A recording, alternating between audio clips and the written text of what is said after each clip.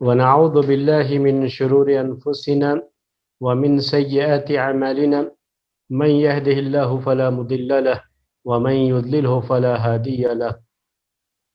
وأشهد أن لا إله إلا الله وحده لا شريك له وأشهد أن محمدا عبده ورسوله يا أيها الذين آمنوا اتقوا الله حق تقاته ولا تموتن إلا وأنتم مسلمون يا أيها الناس اتقوا ربكم الذي خلقكم من نفس واحدة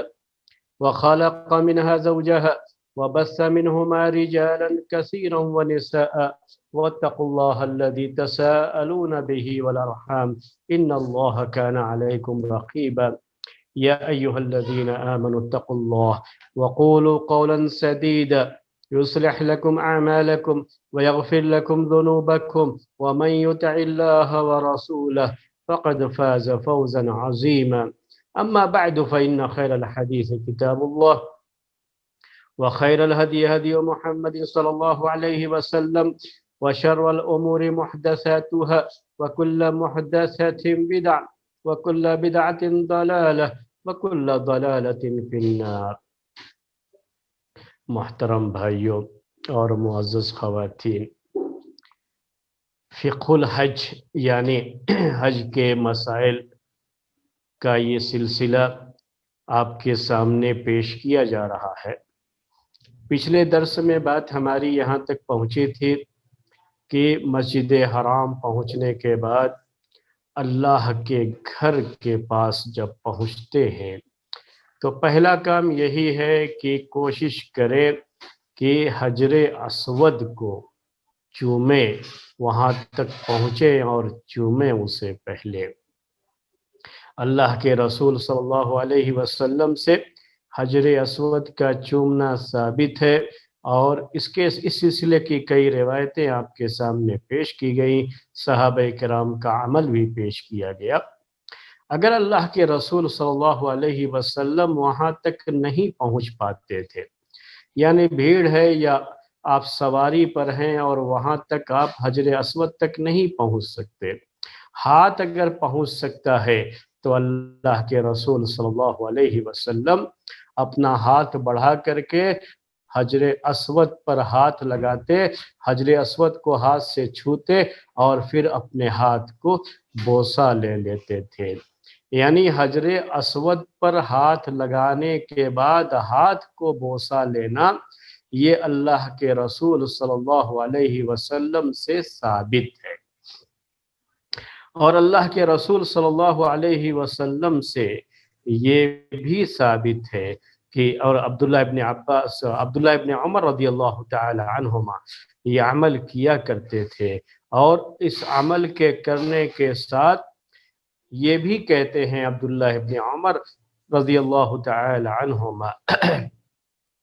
کہ میں اللہ کے رسول صلی اللہ علیہ وسلم کو ایسا کرتے ہوئے دیکھا ہوں، اس لیے میں نے بھی ایسا کیا۔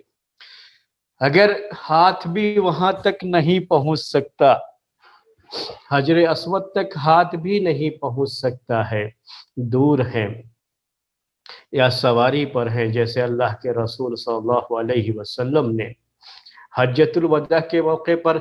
چونکہ بھیڑ لوگوں کی ہوتی تھی اور بہت زیادہ لوگ سوال کرنے کے لیے آتے تھے اور آپ کو دیکھنے کے لیے بھی ایک بھیڑ امڑ آتی تھی، تو آپ سواری پر جو تھے اونٹنی پر تھے اور اونٹنی پر آپ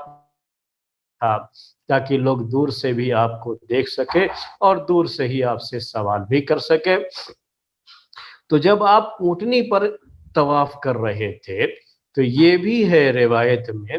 کہ اللہ کے رسول صلی اللہ علیہ وسلم آپ نے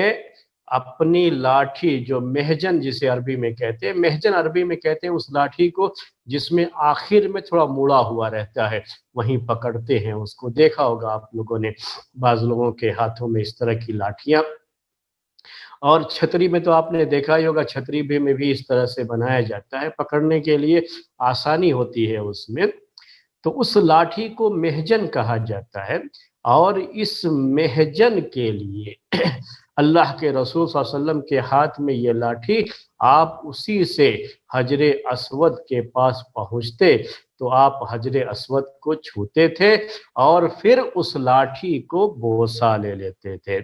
تو ہاتھ سے چھو کر کے ہاتھ کا بوسہ لینا یہ بھی جو ہے ثابت ہے۔ اسی طریقے سے اگر ہاتھ میں کوئی چیز ہے جو پہنچ سکتی ہے وہ حجر اسود تک، اور وہ چیز پہنچ جائے تو اس سے چھو کر کے پھر اس چیز کو جو ہے حجر اسود کو وہ چیز جو لگی ہے تو اس کو جو ہے بوسہ لے لیا جائے، چوم لیا جائے، تو یہ بھی اللہ کے رسول صلی اللہ علیہ وسلم سے ثابت ہے۔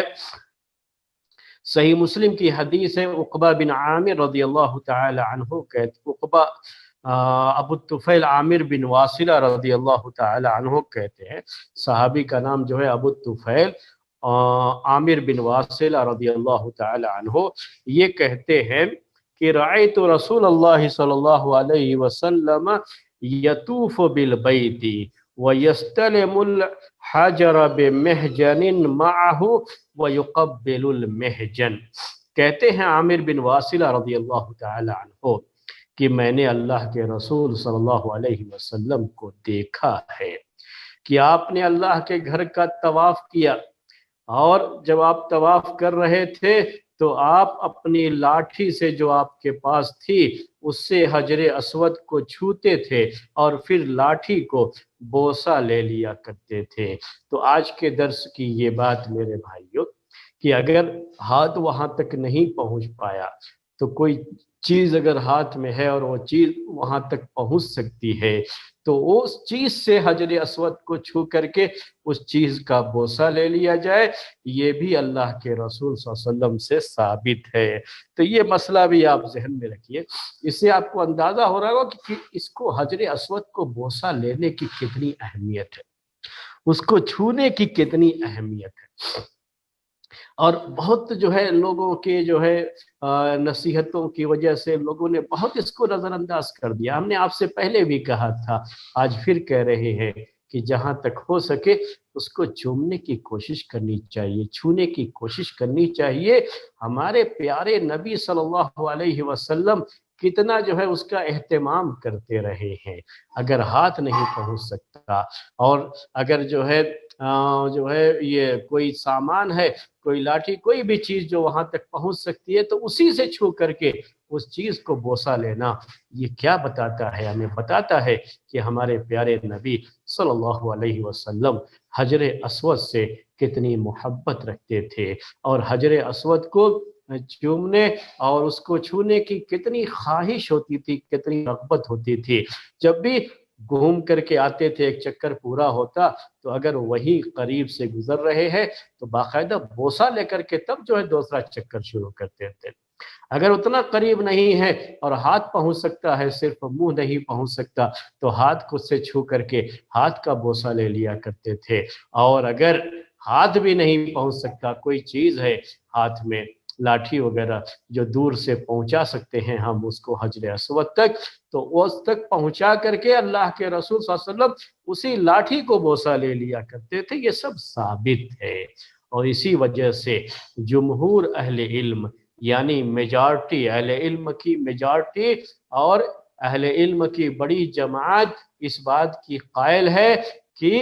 حجر اسود کو ہاتھ سے چھونے کے بعد ہاتھ کا بوسہ لے سکتے ہیں، جائے۔ اسی طریقے سے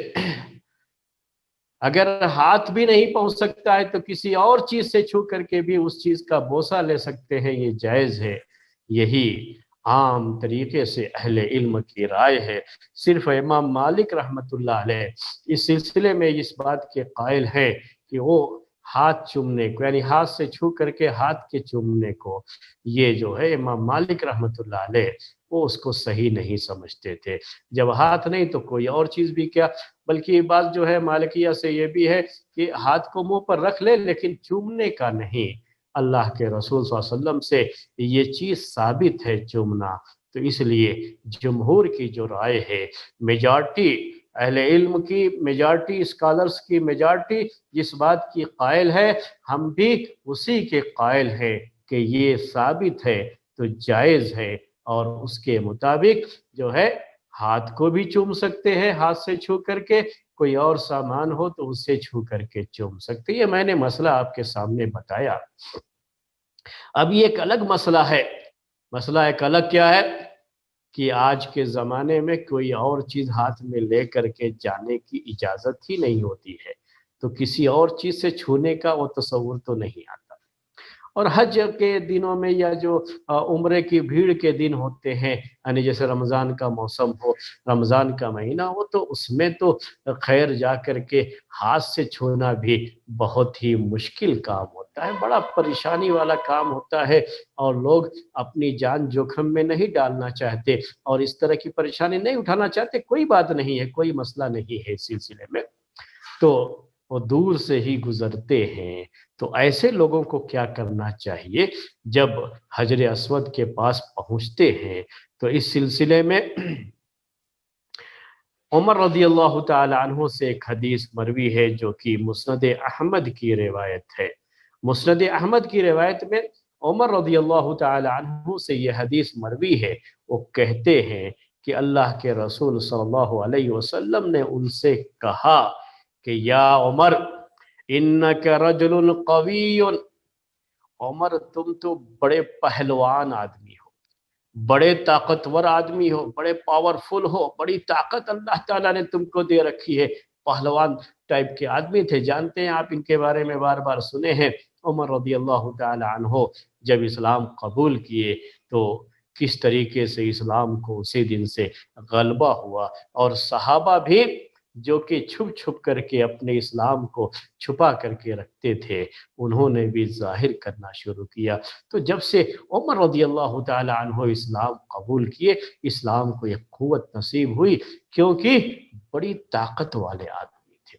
تو اب ایسے آدمی تو دھکم دھکا کر کے اور آگے بڑھ کر کے ظاہر سی بات ہے کہ آسانی سے حجر اسود کا بوسہ بھی لے لیں گے، اسے چوم بھی لیں گے، اور جو ہے اس کو جو ہے چھو بھی لیں گے، اور کسی اور چیز سے بھی چھونا ان کے لیے تو بہت آسان ہوگا.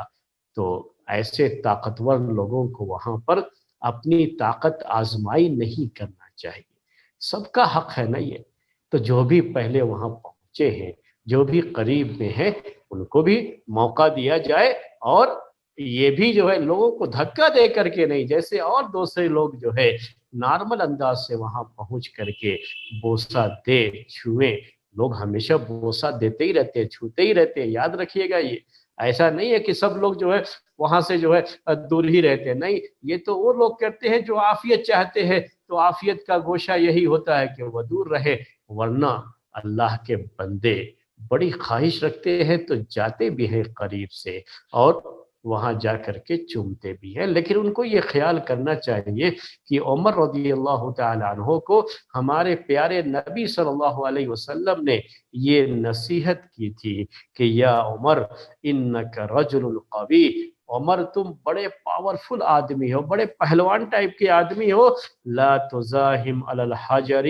فتؤذی الضعیف، تم حجر اسود کے پاس لوگوں کے ساتھ جو ہے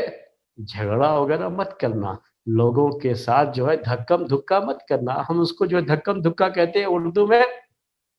تو دھکا دے کر کے لوگوں کو ہٹا دو کیونکہ تمہارے پاس طاقت ہے اور تم اندر جا کر کے جو ہے آسانی سے اس کو چھو سکو، بوسہ لے سکو. تو ایسی کوئی چیز جو ہے مت کرنا. یہ اللہ کے رسول صلی اللہ علیہ وسلم نے عمر رضی اللہ تعالی عنہ کو نصیحت کی، اور کیا کہا؟ فتوذی الضعیف، اس دھکم دھکا میں تم جو ہے کمزوروں کو تکلیف پہنچاؤ. ڈھکیل دیا ان کو، بیچارہ قریب پہنچ گیا تھا، وہ امید تھی کہ اب جو ہے وہ چھو لے گا، چوم لے گا حجر اسود کو، دھکا دے دیا، وہ دور چلا گیا اور خود جو ہے چومنے چلے گئے. اس طرح سے اس بیچارے کو کتنی تکلیف ہوگی آپ اس کا اندازہ کر سکتے ہیں. تو اللہ کے رسول صلی اللہ علیہ وسلم نے عمر رضی اللہ تعالی عنہ کو اس سے منع کیا. اس کے بعد کیا کہا؟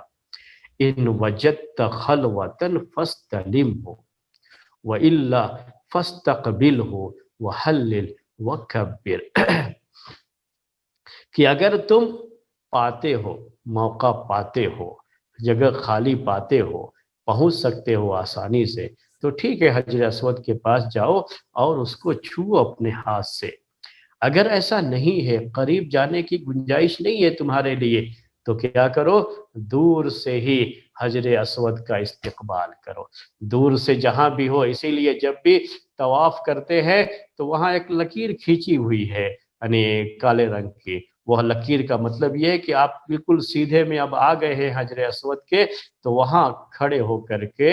حجر اسود کی طرف، حجر اسود کا استقبال کرنا یہ کہا گیا ہے۔ تو حجر اسود کی طرف منہ کر کے کہا اللہ کے رسول صلی اللہ علیہ وسلم نے کہ فاستقبل ہو، تم حجر اسود کی طرف اپنا چہرہ کرو، وحلل وکبر، لا الہ الا اللہ کہو، اللہ اکبر کہو، اللہ اکبر، جو ہے اس طریقے سے تم جو ہے حجر اسود کی طرف جو ہے منہ کر کے کہو۔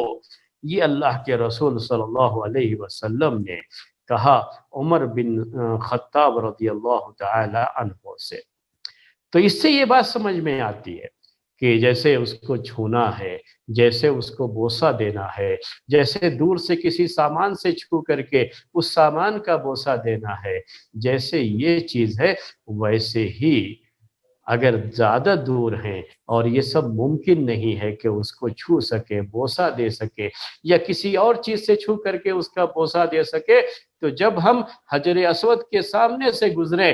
اور معلوم ہو جاتا ہے، یہ میں نے آپ سے کہا وہاں ایک لکیر ہے اس کے لیے اور کالے رنگ کی، اگر وہاں پہنچ گئے تو پہنچ کر کے حجر اسود کا سامنا، یعنی اپنا چہرہ اس کی طرف کر کے اللہ اکبر کہے۔ یہ مسند احمد کی روایت ہے، جس میں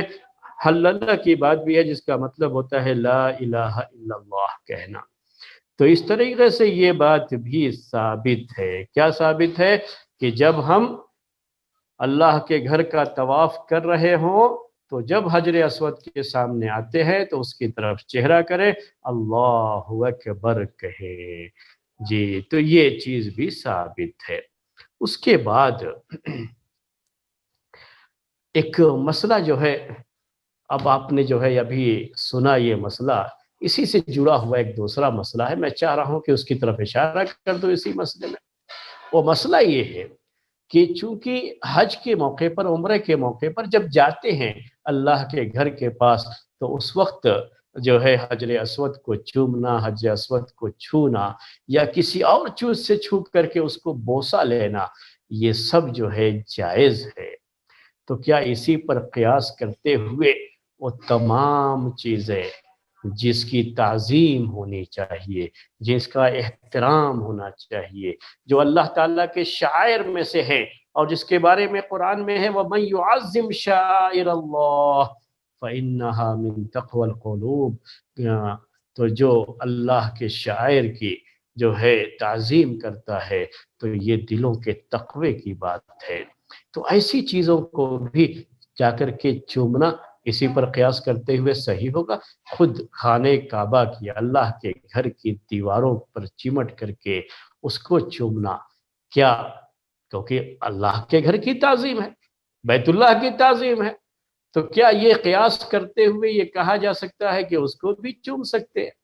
اسی طرح سے ہر وہ چیز جس کی اہمیت ہے، جیسے اسی سے سامنے رکھ کر کے جو نیک لوگ ہیں، اچھے لوگ ہیں، ان کا ہاتھ چومنا، ان کا ہاتھ چومنا، ان کو چومنا، ان کا کپڑا پکڑ کر کے کپڑے کو چوم لینا، تو یہ سب کی سب اسی پر قیاس کرتے ہوئے کیا یہ جائز ہے؟ اور اسی سے جو ہے ایک مسئلہ یہ بھی کہ جو نیک لوگ ہیں، ان کی جو قبریں ہیں، ان قبروں کو جا کر کے چوم لینا، قبروں کو چھونا، یہ سب مسئلہ، تو یہ ایک چیز ہے، اسی سے وہ مسئلہ جڑا ہوا ہے، تو میں نے سوچا کہ آپ کے سامنے وہ بھی پیش کر دوں۔ بعض اہل علم یہ بات ذکر کیے ہوئے ہیں، بعض شواف کی بھی ایک رائے یہ ہے کہ جو ہے ایسا کر سکتے ہیں آپ، جو ہے یہاں تک کہ اللہ کے رسول صلی اللہ علیہ وسلم کی قبر کو چھونا یا اس کو جو ہے بوسہ لینا، یہ بھی صحیح۔ جب حجر اسود کو کر سکتے ہیں تو اللہ کے رسول صلی اللہ علیہ وسلم کی قبر کو کیوں نہیں کر سکتے؟ جب جو ہے حجر اسود کو چوم سکتے ہیں تو خود اللہ کے رسول صلی اللہ علیہ وسلم کو کیوں نہیں چوم سکتے؟ یا آپ کو جو چیز چھو جائے اس کو کیوں نہیں چوم سکتے؟ اسی طریقے سے مصحف قرآن مجید، اس کو چومنا جو ہے، اس کو چومنا، یہ بھی اسی سے قیاس کرتے ہوئے کہ اللہ کا کلام ہے قرآن مجید، کتنی اہمیت، کتنی عظمت اس کی، تو جب حجر اسود کو چوم سکتے ہیں تو اس کو کیوں نہیں چوم سکتے؟ تو یہ سب جو ہے چیزیں اسی سے لوگ پیش کرتے ہیں اور اسی سے وہ چومنے کی دلیل بھی لیتے ہیں، کہتے ہیں کہ یہ چومنا صحیح ہے۔ امام احمد بن حنبل رحمۃ اللہ علیہ سے بھی یہ روایت بعض لوگوں نے ذکر کی ہے کہ انہوں نے بھی اس کے جواز کی بات کہی ہے۔ شوافع کے یہاں بھی ایک چیز پائی جاتی ہے، قول اس طرح کا پایا جاتا ہے، لیکن خود حنابلہ امام احمد بن حنبل کی سے منقول اس روایت کو جو ہے نہیں مانتے، کہتے ہیں کہ ان کے دوسرے جو شاگرد ہیں، دوسرے اصحاب ہیں، انہوں نے ایسی کوئی بات ذکر نہیں کی ہے، وہ خود بھی اس سے سختی سے منع کرتے ہیں۔ حنابلہ اس طرح کی چیزوں سے سختی سے منع کرتے ہیں۔ اللہ کے رسول صلی اللہ علیہ وسلم کی قبر کو چھونا یا قبر کو جا کے بوسہ دینا یا اس سے جو ہے تبرک حاصل کرنا، ایسی تمام چیزوں پر وہ سختی سے نکیر کرتے ہیں، سختی سے انکار کرتے ہیں۔ اور یہی امام نووی رحمۃ اللہ علیہ نے بھی اس طرح کی بات لکھی ہے اللہ کے رسول صلی اللہ علیہ وسلم کی قبر کے تعلق سے کہ اس کو چھونا یا اس کو بوسہ دینا یہ جو ہے اللہ کے رسول صلی اللہ علیہ وسلم کے احترام کے خلاف ہے۔ وہ بھی اس بات کو جو ہے کہتے اگر آپ زندہ ہوتے تو کیا آپ جا کر کے اتنے قریب جاتے، بلکہ آپ تھوڑا دور ہی رہتے اللہ کے رسول صلی اللہ علیہ وسلم سے کہ آپ سے جو ہے ان کو کوئی تکلیف نہ پہنچے۔ جب آپ زندہ ہوتے تو ان کے احترام میں آپ تھوڑا دور ہی ان سے کھڑے ہوتے تھے، تو جو ہے جب آپ جو ہے مدفون ہیں اور وہاں پر آپ کو دفن کیا گیا تو آپ کی قبر کے پاس بھی نہیں جانا چاہیے، تھوڑا دور ہی رہنا چاہیے، یہ امام نووی رحمۃ اللہ علیہ نے ذکر فرمایا ہے۔ تو اور بھی جو ہے اس سلسلے میں لوگوں کی جو ہے باتیں ہیں، اور صالحین کی قبر تو دور کی بات میرے بھائیو، خود اللہ کے رسول صلی اللہ علیہ وسلم کی قبر کے تعلق سے بھی ایسی کوئی چیز نہیں ہے، ایسا کوئی معاملہ نہیں ہے۔ صحابہ کرام کبھی ایسا نہیں کرتے تھے کہ آپ کی قبر پر جا کر کے اس کو چومتے رہے ہوں یا اس کو ہاتھ لگاتے رہے ہوں، جو ہے اسے تبرک حاصل کرتے رہے، وہ ایسا کہیں بھی نہیں ہے، جبکہ وہ اللہ کے رسول صلی اللہ علیہ وسلم کے جسم سے تبرک حاصل کرتے تھے، آپ کے کپڑے سے تبرک حاصل کرتے تھے، اللہ کے رسول صلی اللہ علیہ وسلم کی جو ہے پسینے کو استعمال کرتے، آپ کے جو ہے منہ سے نکلنے والے تھوک کو جو ہے تبرک کے لیے استعمال کرتے تھے، برکت حاصل کرنے کے لیے استعمال کرتے تھے، آپ کے جسم سے جو ہے ٹپکنے والا پانی وضو کے وقت اسے وہ لے لیا کرتے تھے، آپ کے بال کو لے کر کے انہوں نے جو ہے اسے تبرک کے طور پر استعمال کیا، آپ کے پسینے کو استعمال کیا، سب کچھ کیا انہوں نے، لیکن یہ تو نہیں کیا ہے جو ہے۔ تو یہ چیز بہرحال محل نظر ہے۔ جب یہ اللہ کے رسول صلی اللہ علیہ وسلم کی قبر کے تعلق سے صحیح نہیں تو صالحین کی قبروں کا پھر کیا معاملہ ہے، جن کے بارے میں ہم صرف ظاہر ہی جانتے ہیں، حقیقت میں وہ کتنے نیک تھے یہ تو اللہ تعالیٰ ہی جانتا ہے۔ اس کے بعد یہ مسئلہ بھی ذہن میں رکھیے کہ آج جو ہمارے ذہنوں میں کچھ اس طرح کی چیزیں بیٹھی ہوئی ہیں کہ اللہ کے گھر کی تعظیم میں کبھی ہم مبالغہ یہاں تک کر جاتے ہیں کہ اللہ کے گھر کی تعظیم میں اگر کوئی امام حرم آ جائے ہندوستان میں تو دیکھیے لوگوں کا سیلاب امڑ آتا ہے، جا کے کپڑا پکڑ کے چومتے ہیں، ہاتھ پکڑ کے چومتے ہیں، تبرک حاصل کرتے ہیں۔ کیا ہے یہ؟ تبرک حاصل کرتے ہیں، ان کے پیچھے جا کر کے نماز، سفر کر کے جاتے ہیں ان کے پیچھے نماز پڑھنے۔ کیوں بھائی؟ اللہ کے گھر کے پاس مسجد حرام میں نماز پڑھنے کی فضیلت ہے، اس امام کے پیچھے نماز پڑھنے کی کوئی فضیلت نہیں۔ جب ہم نے بڑی سختی کے ساتھ اس مسئلے پر بات کی تو بات بن کر نہیں ہم اس کے لیے نہیں کرتے ہیں، وہ تو یہ کہ ان کی قرات سننے کے لیے۔ ارے بھائی قرات تو آپ گھر بیٹھے بھی سن رہے ہو، اس کے لیے جہاں امام حرم آئے وہاں جا کر کے باقاعدہ اس کا اعلان کرنا پبلک میں، اور پبلک اس کے لیے امٹ پڑتی ہے۔ ہم تو ہمیشہ تبرک سے منع کرتے ہیں، لیکن ہم نے دیکھا کہ جب اہل حدیث لوگ بھی پیچھے پیچھے جا رہے ہیں اس میں دوسروں کی تقلید کرتے ہوئے تو بڑا جو ہے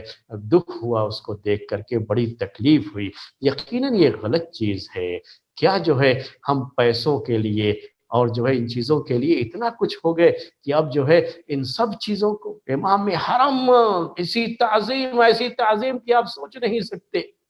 اللہ کے گھر کی عظمت ہے، وہاں اگر کوئی نماز پڑھاتا ہے اس کا احترام اپنی جگہ پر ہے، لیکن اس طریقے سے یہ انداز کہ پیچھے نماز پڑھنے کے لیے بھیڑ امڈی جا رہی ہے؟ کون سی فضیلت ہے وہاں؟ مسجد حرام کی فضیلت ہے۔ یہی امام کہیں بھی جا کر کے نماز پڑھاتے تو کیا اس کی فضیلت ہو جائے گی؟ نماز کی ثواب زیادہ مل جائے گا؟ ہرگز نہیں، ایسا کچھ بھی نہیں ہے۔ یہ کیا ہے؟ وہی تبرک حاصل کرنے کی میرے بھائیو ایک شکل ہے، چاہے ہم زبان سے کچھ بھی کہہ لیں، اور اس کے ذریعے سے چونکہ لوگوں کو چندے کی امیدیں ہوتی ہیں، اور اس لحاظ سے لوگ اس کو جو ہے تھوڑا بڑھاوا بھی دیتے ہیں، ان کے سامنے ظاہر بھی کرنا چاہتے ہیں، خوب اعلان کرتے ہیں اس کا کہ امام حرم فلاں وقت میں فلاں جگہ پر نماز پڑھائیں گے، لوگوں کی بھیڑ اکٹھا ہو جائے، وہ بھی خوش ہم سے، اور اس کے ذریعے سے جب ہم وہاں جائیں جو ہے تو ہماری بھی آؤ بھگت ہو، اور ہمیں بھی زیادہ سے زیادہ چندوں سے نوازا جائے۔ تو یہ سب چیزیں ہیں میرے بھائیو، کہاں تک ہم گریں گے؟ جو ہے شریعت کے مسائل ہیں، ان مسائل کا ہمیں جو ہے جس کو ہم صحیح سمجھتے ہیں اس کے مطابق ہمارا عمل ہونا چاہیے، اور اسی کے مطابق ہمیں عمل کرنا چاہیے۔ نہ ان کے کپڑوں کی کوئی چیز، نہ ان کے ہاتھ کو بوسہ لینا، ان کے کپڑوں کا بوسہ لینا، اس سے تبرک حاصل کرنا۔ اگر دوسرے لوگ کرتے ہیں جو کہ صالحین سے تبرک حاصل کرنے کو صحیح سمجھتے ہیں تو ان کو کرنے دیجئے۔ آپ جب اس کو صحیح نہیں سمجھتے ہیں تو پھر آپ کیوں اس طرح کی حرکتیں کرتے ہیں؟ تو یہ ایک مسئلہ تھا، میں نے سوچا کہ تنبیہ بھی کر دوں اس مسئلے کو لے کر کے۔ تو یہ ایک بات ہے، اس پر قیاس کرنا میرے بھائیوں بالکل غلط ہے، میں اسے واضح کرنا چاہتا ہوں۔ اللہ کے کلام کی عظمت کوئی شبہ نہیں کہ بہت عظیم ہے اللہ کا کلام۔ یہ کعبہ اس کی عظمت کے سامنے تو کچھ نہیں ہے، لیکن فرق کیا ہے؟ فرق یہ ہے کہ یہ حجر اسود جنت سے لایا گیا پتھر ہے، اس لیے چومتے ہیں۔ میں نے اس کے پہلے درس میں یہ آپ کے سامنے کلیئر کیا تھا، اس لیے چومتے ہیں،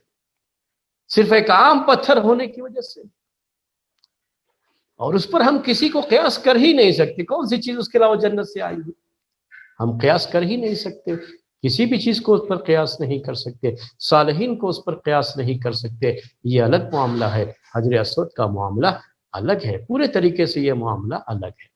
یہاں تک کہ خود اللہ کے گھر کو نہیں چوم سکتے۔ اللہ کے گھر میں رکن یمانی کو اللہ کے رسول صلی اللہ علیہ وسلم چھوتے تو تھے لیکن چومتے نہیں تھے۔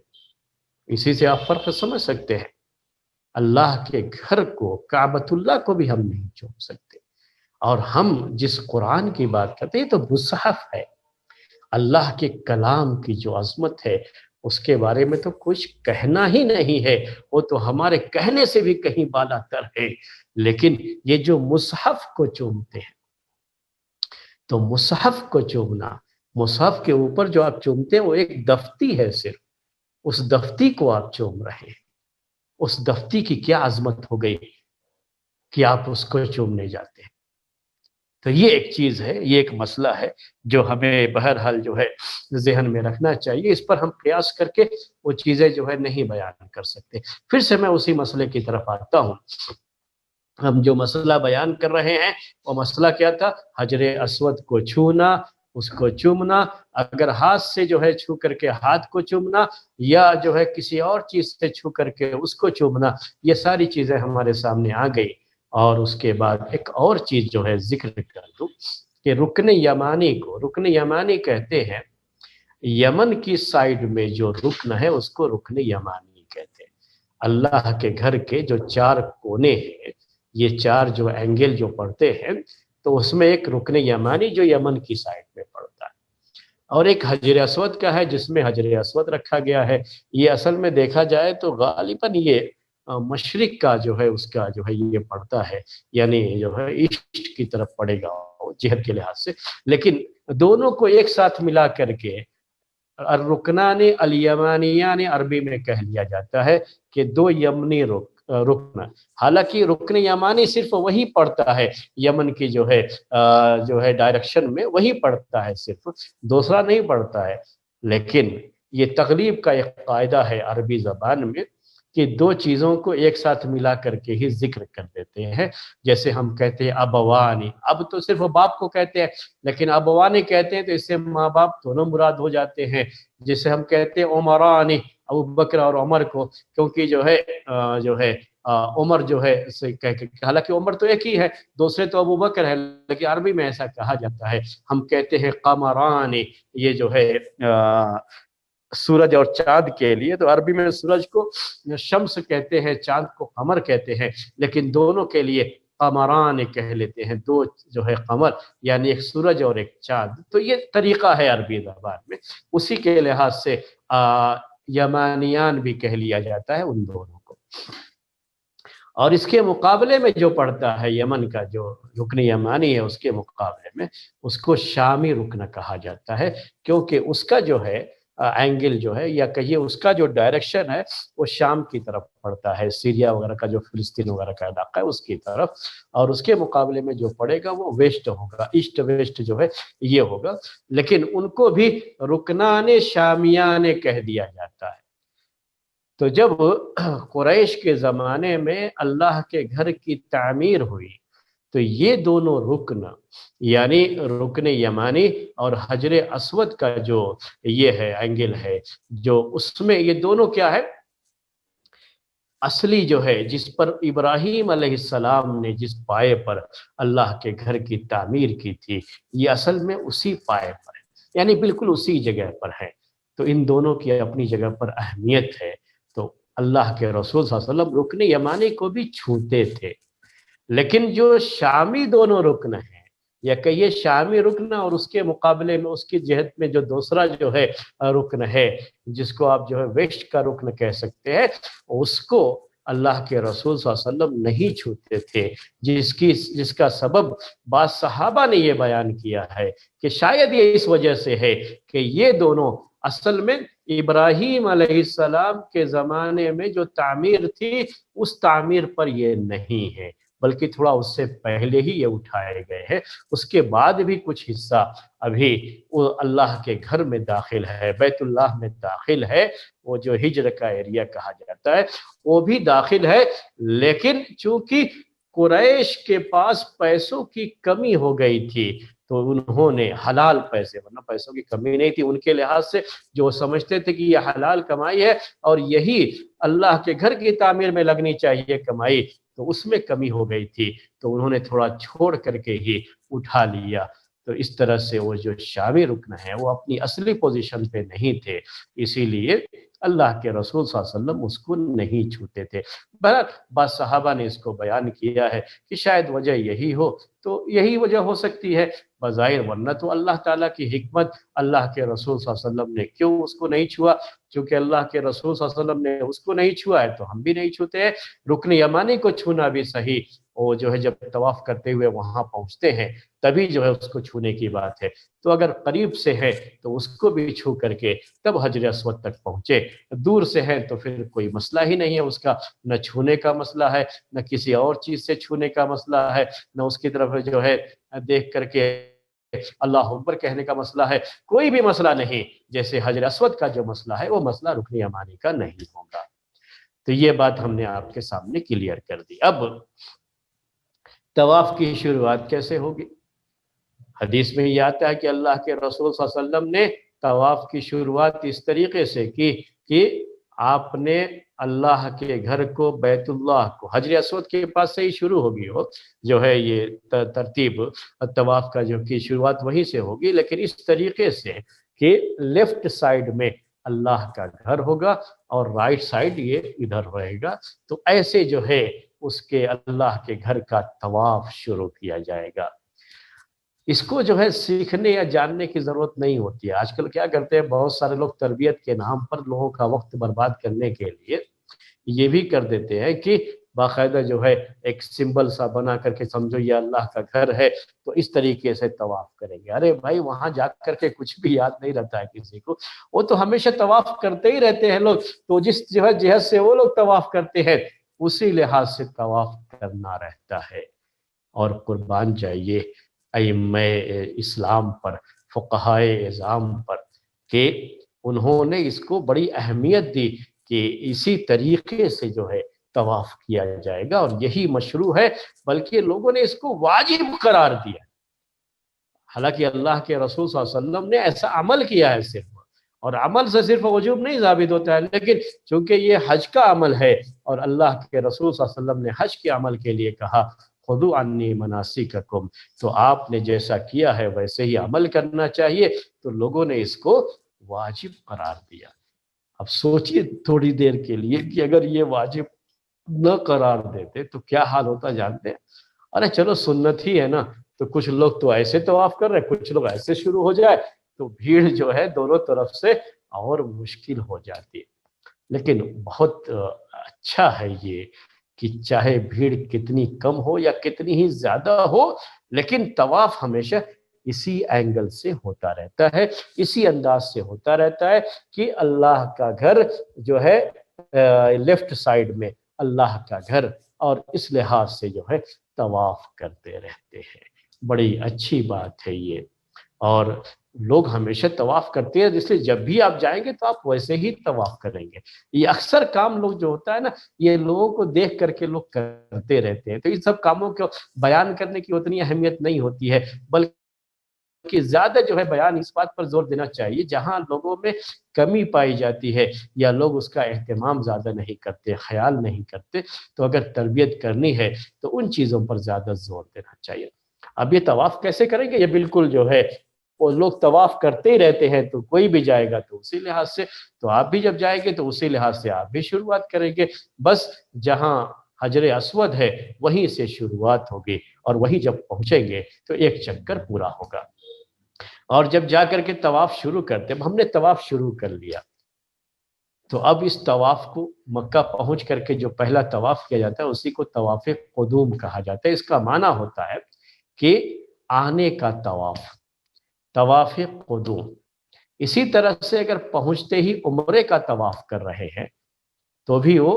اس کا بھی حکم یہی ہے، یا حج کا طواف عام طریقے سے پہنچتے ہی تو حج کا طواف، صرف حج کا طواف تو نہیں کرتے، عمرے کا طواف البتہ کرتے ہیں۔ تو جب عمرے کا طواف کر رہے ہو تو وہاں پر معاملہ کیا ہوتا ہے کہ 3 مرتبہ، یا پہلا طواف طواف قدوم جسے کہا جاتا ہے، جب یہ طواف کر رہے ہوں تو طواف کرتے ہوئے کیا کرنا ہے؟ 3 چکر میں ذرا اپنی طاقت، اپنا فوجی انداز سے چلنا ہے، اس کو عربی میں رمل کہا جاتا ہے۔ حدیث میں یہ بھی آتا ہے، یہ ثابت حدیث ہے کہ اللہ کے رسول صلی اللہ علیہ وسلم نے حجۃ الوداع کے موقع پر جو 3 چکر آپ نے لگائے، تو 3 چکر آپ نے شروع کے 3 چکر آپ نے ذرا اکڑتے ہوئے چلتے ہوئے، ذرا تیز قدم اٹھاتے ہوئے، اور اپنے ہاتھ کو ذرا دور تک حرکت کرتے ہوئے، میں نے آپ سے کہا نا ابھی فوجی جو پریڈ ہوتا ہے نا، وہ فوجی انداز کی چال، اسی انداز سے اللہ کے رسول صلی اللہ علیہ وسلم چلے ہیں۔ آج کے دور میں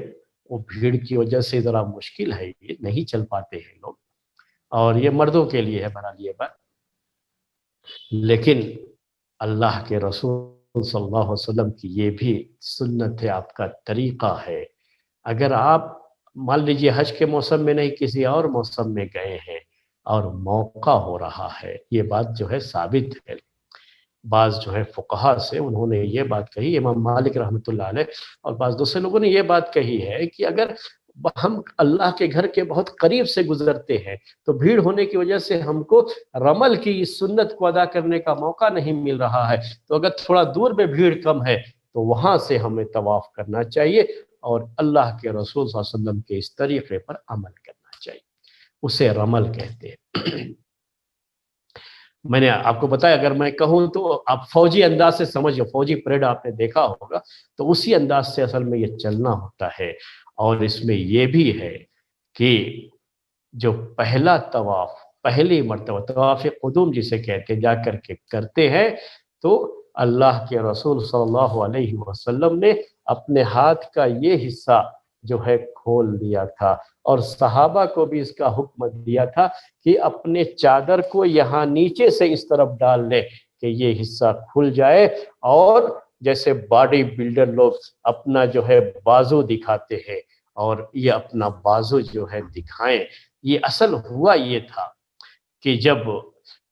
عمرہ قضا کے موقع پر، یعنی صلح حدیبیہ کے موقع پر تو واپس کر دیا گیا تھا۔ اب دوسرے سال جب عمرہ کرنے گئے تھے صحابہ کرام، جو ہے مکے والوں کی شرطوں کو باقی سامنے رکھتے ہوئے جب عمرہ کرنے گئے تھے، تو وہ لوگ جو ہے اس سائیڈ میں وہاں پر موجود تھے۔ مکے کے مشرکین، قریش کے مشرکین سردار وہاں پر تھے۔ جب یہ لوگ پہنچے ہیں وہاں پر اللہ کے گھر کا طواف کرنے کے لیے، تو ان کو دیکھ کر کے مشرکین مکہ نے طعنہ مارا، ان کو کہا کہ دیکھو کیسے ہو گئے ہیں یہ، کہا کہ قد انحکتہم ہم ما یثرب، کہ یثرب کے بخار نے، اس کے فیور نے تو جو ہے ان کو توڑ دیا ہے، ان کو کمزور کر دیا ہے۔ دیکھو یہاں تھے تو کیسے ہٹھے کٹھے تھے، اور اب جو ہے وہاں جا کر کے، مدینہ جا کر کے کیسے کمزور اور لاغر ہو گئے ہیں، کیسے کمزور ہو گئے ہیں یہ لوگ۔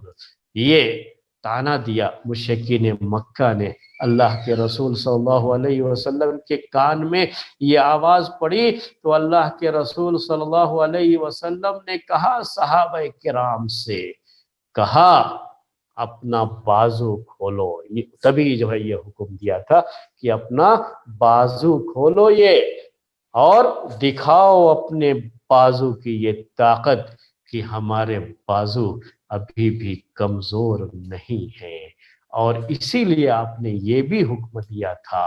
کہ ذرا اکڑتے ہوئے چلو، اپنی طاقت کا مظاہرہ کرتے ہوئے۔ اور یہ مسئلہ بھی ذہن میں رکھ لیجئے گا کہ اسلام میں فخر کرنا، اپنی طاقت کا مظاہرہ کرنا جو ہے یہ جائز نہیں ہے۔ صرف یہی ایسی جگہ ہے جنگ کا جہاں میدان ہوتا ہے اور دشمن کو اپنی طاقت دکھانی ہوتی ہے، تو صرف اسی موقع پر یہ چیز جائز ہے۔ یہاں دشمن جو کہ مزے لے رہا تھا اور دشمن طعنے مار رہا تھا، تو اللہ کے رسول صلی اللہ علیہ وسلم نے کہا عبادت ہے یہ، یاد رکھیے گا عبادت ہے یہ طواف۔ اس عبادت میں بھی کہا اللہ کے رسول صلی اللہ علیہ وسلم نے کہ ان کو اپنی طاقت دکھاؤ، اور کہا فوجی چال چلنے کے لیے کہا کہ دکھاؤ کہ ابھی تمہارے ہڈیوں میں وہ طاقت موجود ہے، ابھی بھی تمہارے جسم کمزور نہیں ہے، اور کسی بھی چیز سے مقابلے کے لیے ابھی بھی یہ ہاتھ یہ پیر اتنی طاقت رکھتے ہیں کہ ہم کسی بھی حالات کا، کسی بھی طرح کے حالات کا سامنا کر سکتے ہیں اور دشمن کا مقابلہ کر سکتے ہیں۔ تو یہ تھا میرے بھائیوں، اصل یہ وجہ تھی اللہ کے رسول صلی اللہ علیہ وسلم نے کہا تھا۔ لیکن اس کے بعد یہ ہوا کہ جب یہ انہوں نے اس انداز سے چلنا شروع کیا، طواف کرنا شروع کیا، تو یہ مشرکین اپنا سا منہ لے کر کے رہ گئے، بڑی شرمندگی محسوس کی اور بھاگ لیے وہاں سے۔ پہلے تو آئے تھے دیکھنے کے لیے، پھر وہاں سے بھاگ لیے، 3 چکر ہوا تھا اور یہ لوگ بھاگ لیے۔ جب یہ لوگ چلے گئے تو چونکہ ان کو دکھانے کے لیے کیا تھا اللہ کے رسول صلی اللہ علیہ وسلم نے، تو آپ نے صحابہ سے کہا اب جو نارمل تمہاری چال ہوتی ہے وہی نارمل چال چلو، وہی معمول کی چال جیسے چلتے ہو ویسے ہی چلتے ہوئے طواف کرو۔ صحابی کہتے ہیں، راوی جنہوں نے اس حدیث کو روایت کیا ہے، صحیح روایت ہے یہ، کہ اللہ کے رسول صلی اللہ علیہ وسلم نے بقیہ 4 چکروں میں، آخر کے 4 چکروں میں انہیں رمل کرنے کا حکم نہیں دیا، یہ ان پر رحم کرتے ہوئے۔ آپ فرق سمجھیے، چال اور چال میں فرق ہوتا ہے کہ آپ اپنی نارمل چال چلیں گے تو دیر تک آپ چلتے رہیں گے، آپ تھکاوٹ نہیں محسوس کریں گے، لیکن یہ فوجی چال اگر آپ چل رہے ہیں جو ہے تیز تیز قدم اٹھانا اور اپنے ہاتھ کو دور تک جو ہے، اپنے ہاتھ کو جو ہے آگے بھی دور تک لے جانا، پیچھے بھی دور تک لے جانا، تو یہ جو چال کی کیفیت ہے، جلدی تھک جاتا ہے آدمی سے۔ تو اپنے صحابہ کا آپ بڑا خیال کرتے تھے، قربان جائیے ہمارے پیارے نبی کی اس ادا پر کہ آپ نے اپنے صحابہ کا اتنا آپ نے خیال رکھا، اتنا ان کا خیال رکھتے تھے کہ ان پر رحم کرتے ہوئے کہ یہ بیچارے تو میں جیسا کہوں گا یہ تو اس پر آمنا و صدقنا اور فوری طور پر عمل کے لیے تیار، یہ تو ایسی جماعت ہے، یہ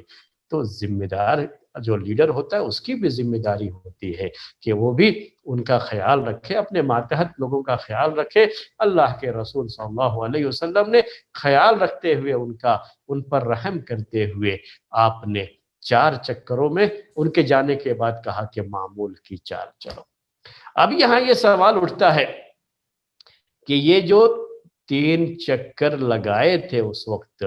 فوجی انداز کے جو چکر تھے، یہ تو دشمن کو دکھانے کے لیے تھے۔ بعد میں جب مکہ فتح ہو گیا تو اب تو وہاں دشمن نہیں رہا، اس لیے اب تو اس کی کوئی ضرورت نہیں رہ گئی،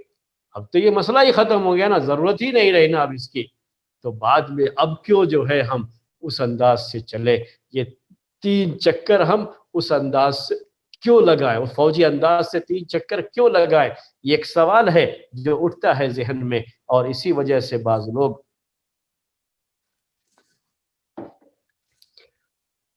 بعض کے دور میں کہ اب اس کی ضرورت نہیں، اس طرح کی باتیں کہتے ہیں کہ رمل کی اب یعنی اس انداز سے 3 چکر لگانے کی کوئی ضرورت نہیں، اس طرح کی بات کرتے ہیں، لیکن یاد رکھیے یہ غلط ہے۔ یقیناً اس سال تو یہ اسی وجہ سے تھا، اس میں کوئی شبہ نہیں، حدیث میں اس کی وضاحت ہے، لیکن بعد میں بھی اللہ کے رسول صلی اللہ علیہ وسلم جب بھی مکہ گئے عمرہ کرنے کے لیے تو کئی مرتبہ گئے بعد میں اس عمرے کے بعد،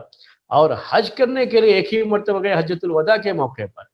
تو آپ نے جو بعد میں جو ہے عمرہ کیا ہے، مکہ پہنچے ہیں، اور طواف اور جو ہے حجۃ الوداع کے موقع پر جا کر کے آپ نے جو طواف کیا ہے اس میں بھی آپ نے 3 چکر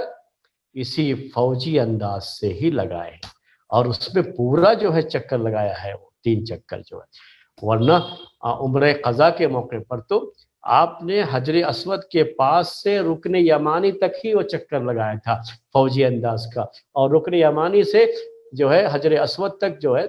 یہ چکر معمولی ہی تھا، یعنی معمولی چال کے ساتھ ہوتا تھا وہاں تک، کیونکہ دشمن اسی سائیڈ میں تھا، وہ دیکھ سکتا تھا، اس سائیڈ میں نہیں تھا، اور صرف اس کو دکھانے کے لیے ہی اللہ کے رسول صلی اللہ علیہ وسلم نے یہ کیا تھا، لیکن چونکہ بعد میں آپ نے اس کو باقی رکھا، اس لیے یہ چیز میرے بھائیوں قیامت تک باقی رہے گی، اور میں یہ سمجھتا ہوں کہ جب موقع ہو اس فوجی انداز سے چل کر کے طواف کرنے کا تو ہمیں اس موقع کو بہرحال، جیسا میں نے بعض فقہا کے بارے میں بھی ذکر کیا، بعض ائمہ کے بارے میں ذکر کیا کہ وہ دور سے طواف کرنے کو اس لیے بہتر سمجھتے تھے کہ اگر جو ہے دور سے طواف کرنے میں اس فوجی انداز سے چال چلنے طواف کرنے کا موقع اگر مل رہا ہے تو وہ زیادہ بہتر ہے، وہ اس کے قائل سے،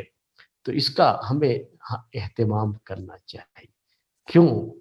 یہ پوری جو حج کی عبادت ہے وہ ہمیں تو اپنی تاریخ کو یاد دلاتی ہے، اس میں کوئی شبہ نہیں ہے، تاریخ یاد دلاتی ہے میرے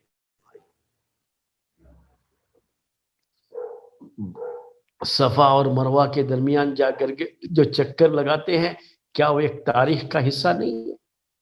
مینا میں جا کر کے قربانی کرتے ہیں، کیا وہ تاریخ کا حصہ نہیں ہے؟ عرفہ اور مزدلفہ جانا کیا یہ تاریخ کا حصہ نہیں؟ یہ سب چیزیں ہمیں تاریخ یاد دلاتی ہے، اسلام کی ایک تاریخ، روشن تاریخ یاد دلاتی ہے، تو یہ تاریخ جو اللہ کے رسول صلی اللہ علیہ وسلم کی زندگی سے جڑی ہوئی تاریخ ہے۔ کون سی تاریخ؟ یہ 3 چکر فوجی انداز سے لگانا، حجر جو ہے اللہ کے گھر کا 3 چکر رمل کے ساتھ یعنی فوجی انداز سے لگانا، یہ ہمارے رسول کی زندگی سے، ہمارے اسلام کی ابتدائی تاریخ سے جڑی ہوئی چیز ہے، اور اس کو ہمیشہ یاد رکھنا ہے۔ جب بھی اپنا یہ ہاتھ کھول کر کے، یہ سب جو ہے صرف طواف کی حد تک ہی ہے، طواف قدوم میں ہی صرف یہ، ہمیشہ ایسا نہیں رکھتے ہیں، بعض لوگ کیا ہے احرام جب بھی باندھتے ہیں تو یہ حصہ کھلا ہی رکھتے ہیں، نہیں، ہمیشہ یہ حصہ جو ہے ڈھکا ہوا ہی رہے گا، صرف طواف قدوم میں ہی یہ کھلے گا، اور جیسے ہی طواف مکمل ہو جائے گا پھر نارمل جو ہے ہم چادر کو اوڑھ لیں گے اور اس کے بعد ہی 2 رکعت نماز پڑھیں گے۔ تو میں یہ کہہ رہا تھا کہ ہاتھ کا یہ کھولنا اور فوجی انداز سے یہ چکر لگانا ہمیں اس تاریخ کو یہ یاد دلاتا ہے عمل، کہ دیکھو ہم کتنے بے بس تھے جب مکے میں تھے، इतने बेबस थे और ये मुशरिकीन हम पर इतना जो है गलबा रखते थे कि इनकी वजह से, इनके जुल्म से तंग आकर के हमें मक्का शहर छोड़ना पड़ा, हिजरत करनी पड़ी, मदीना गए। मदीना भी जब गए तो इन्होंने हमें मुकम्मल तरीके से ख़त्म करने की हर साजिश जो है रची और हर लिहाज से कोशिश की, लेकिन जिसे अल्लाह रखे उसे कौन चखे। इस तरह से हमारी ये तारीख है कि ये इस्लामी हुकूमत जो मदीने में कायम हुई वो चलती रही, यहाँ तक कि सुलह हुदैबिया का मौका आया तो उस मौके पर भी इन मुशरिकीन का चूंकि अल्लाह के घर पर कब्जा था तो कैसे इन्होंने रोक दिया था, और अगले साल जब इजाजत मिली तब भी इन दुश्मनों का ऐसा कब्जा था कि बड़ी शर्तों के साथ अल्लाह के घर के तवाफ की इजाजत मिली थी। एक ऐसी तारीख थी कि हमको मुख्तलिफ ताने दिए जा रहे थे, कमजोरी का ताना दिया जाता था। आज हमारी इस्लामी तारीख का ये रोशन बाब हमेशा याद रहे कि उस कमजोरी के दौर से हम निकल करके कैसे दुनिया पर गलबा हासिल किए थे, हमें वो तारीख याद रहे। उसके लिए इसको बाकी रखा गया है मेरे भाइयों, क़यामत तक के लिए ये चीज़ बाकी रहेगी। तो ये बात थी तवाफ करते हुए। शुरू के 3 जो है तवाफ में क्या करना है, फौजी अंदाज से चक्कर लगाना है। और हमने आपसे कहा जब भीड़ बहुत ज़्यादा हो तो चलना मुश्किल होता है, चे जाए कि कोई आदमी रमल कर सके। तो ये बहरहाल है, लेकिन अगर मौका मिलता है और जो है जब भीड़ का मौका नहीं होता और उस मौके पर तवाफ़ करने जा रहे हैं या कहिए उम्रा करने जा रहे हैं और तवाफ़ क़ुदूम का मौका है तो उस वक्त ये चक्कर इस तरह से ज़रा दूर ही से सही लगाने की कोशिश करनी चाहिए ताकि वो तारीख फिर से ज़हन में ताज़ा हो जाए। ये मसला था आज के दर्स का। अब ये जो हज के जो अहकाम शुरू हो चुके हैं, आपने महसूस कर लिया होगा उम्रा और हज के अहकाम। तो तवाफ़ तो हमने शुरू कर लिया है, तवाफ़ के अहकाम भी शुरू हो चुके हैं। यहाँ तक बात आज के दर्स में आपके सामने आई। 5 मिनट का टाइम बाकी है, अगर किसी के जहन में कोई सवाल हो तो वो अपना सवाल पेश कर सकते। जी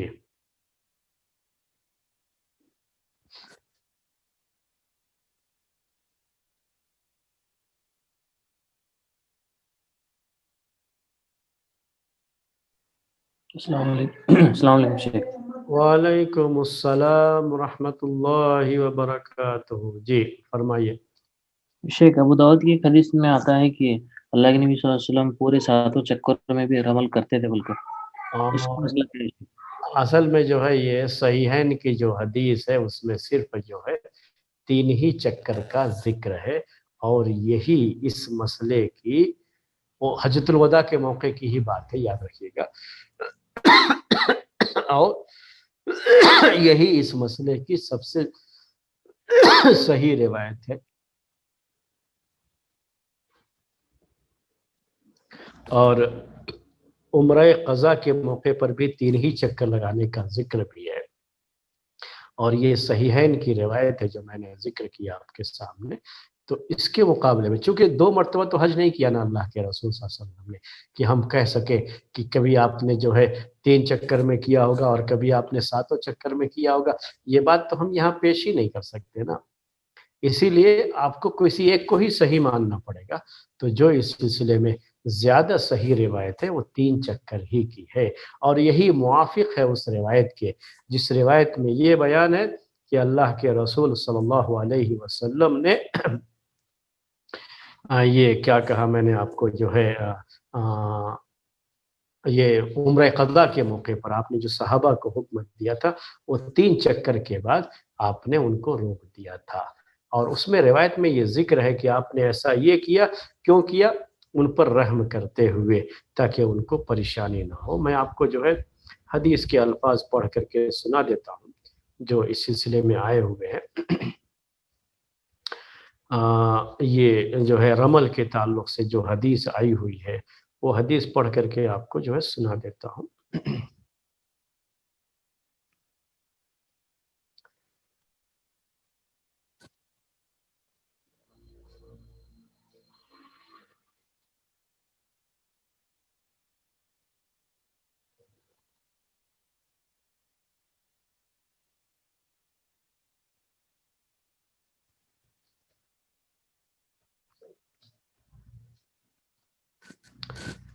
عن